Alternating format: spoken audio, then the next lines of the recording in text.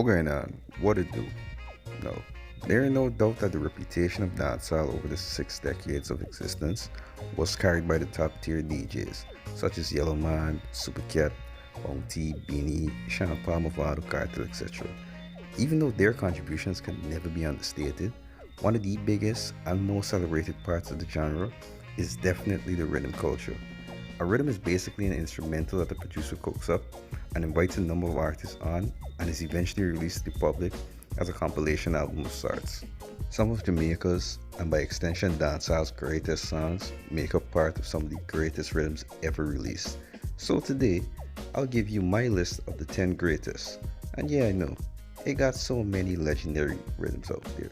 How I picking them? Well, for one, the songs that make up the rhythm, and two, if I could play the instrumental version by itself and still get as amped up as ever. Hundreds of these rhythms exist, so we obviously can't mention all of them, but we do have a few honorable mentions.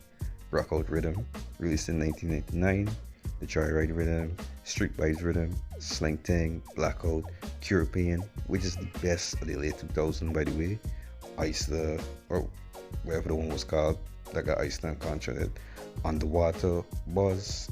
Listen, they got so much of these things, and I gotta make a top 25 list one of these days.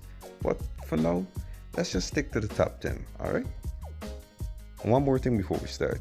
Don't expect to see any reggae rhythms on here, as there's another list entirely separate from this one. Coming soon, by the way. So don't expect to hear Trap Leaf, Istanbul, or the one that you currently hear playing right now. Alright? So, with that out of the way, let's get started. Starting off at number 10, we got Diseases. The Diseases rhythm is one of those old school rhythms that not only defines its era, but is still used as a measuring stick for younger artists to freestyle on and showcase their abilities. In short, it's what sound system vibes is in audio format. It sounds like Lost My Sonia by Coca T, Josie Wales' Lego Mahan, and the King himself with his smash hit.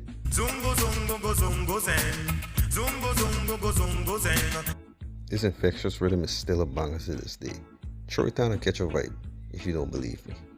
I promise you, you will. Number 9, Liquid. Now most of these rhythms came out and had the streets on lock throughout my childhood. Liquid is no exception.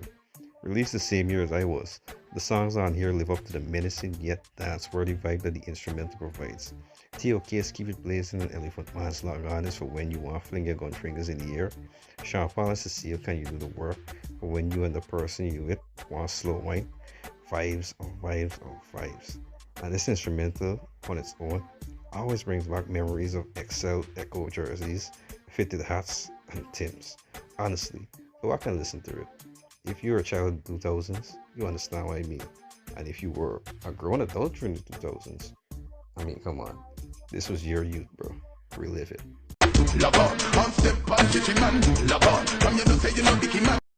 Number 8, Go Club. This rhythm is so nice that Russian had to do it twice. I remember the first time I heard Vybz Kartel's Go Club, and I thought to myself, hey, nobody ain't touching this man in this rhythm. But then I heard his protege Black Rhino song, and I realized that once you got in this rhythm, you knew you had a hit. Although non-affiliated artists would be featured, this and the Street Vibes rhythm epitomizes the Gaza Empire song, as Kartel, Black Rhino, the Gaza Kim, Lisa Hype, and Myrtle Family were all featured, and all had some of, if not their most well-known tracks from it. This rhythm is so top tier that 13 years after its initial release, it was repackaged as Dirty Money, and artists like Racha Wild, Jada Kingdom, Valiant, and Nige Boy all had their time to shine. The Dirty Money rhythm might be a slightly different arrangement, but it still counts towards the legacy of the Go Club rhythm.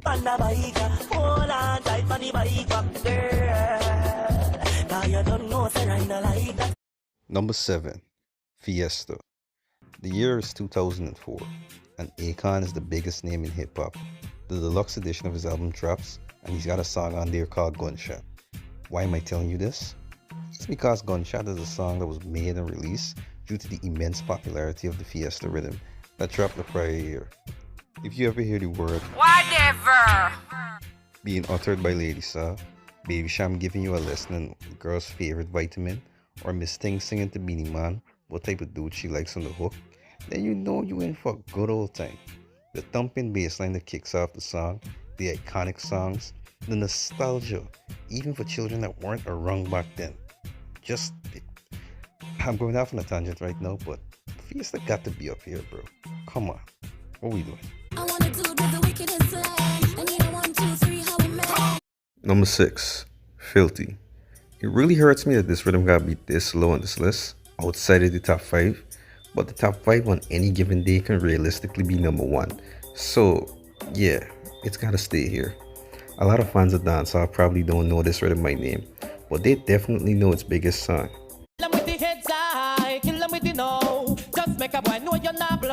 It's not just Vegas though. Lady G, General Degree, Beanie, Tanya Stevens, all of them got some classic cuts on here. General Degree's Traffic Blocking, in my opinion, is the second favorite one on this list, but Drop Him a Finger and Let Him Go could easily battle for the top spot. They unfortunately never touched the legacy and the graphic task of Head Tight. Overall, Filthy is cemented as a top 10 all time. To this day, people still remixing or dropping songs on it. Number 5, Bam Bam.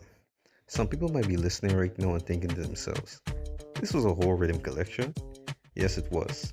The problem is though, that one duo and 2 songs will forever overshadow every other song on this rhythm. And really outside of the actual musicianship is the reason why it's top 5.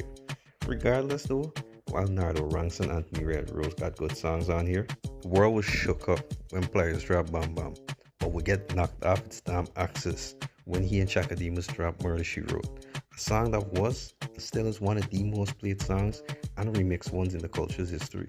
From the time you hear that, you know it's a bad song about the drop.